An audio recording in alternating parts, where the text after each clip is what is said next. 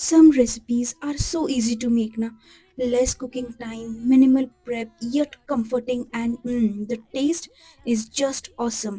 Like this prawn rice or कोळंबी भात as we say it in Marathi. तो खमंग तडका, आपले बेसिकचे मसाले आणि ती कोळंबीची चव. आहा हा. वेळ असेल तर कोळंबी मॅरिनेट करा किंवा मग नका करू. अगदी 30 मिनिटांच्या आत ही रेसिपी बनते. भात शिजायलाही कमी वेळ लागतो आणि कोळंबी शिजायलाही कमी वेळ लागतो. थकून आलाय, काहीतरी वेगळं खाऊ वाटतंय, पण जे वॉर्म आणि कम्फर्टिंग असेल, तर हा कोळंबी भात नक्की करून बघा. आणि हो, असं जर मातीचं भांडं असेल ना एखादं, तर त्यात तर हा कोळंबी भात नक्कीच बनवून बघा. एकदम खमंग चव लागते. संपूर्ण रेसिपी खाली कॉमेंट सेक्शनमध्ये मी पिन केलेली आहे, सो नक्की चेक करा. आणि हो, कोळंबी भात झाला ना, की एक 5 ते 10 मिनिटं तसाच ठेवा आणि सोबत सोलकढी, कांदा आणि लिंबू सर्व्ह करा. बाय.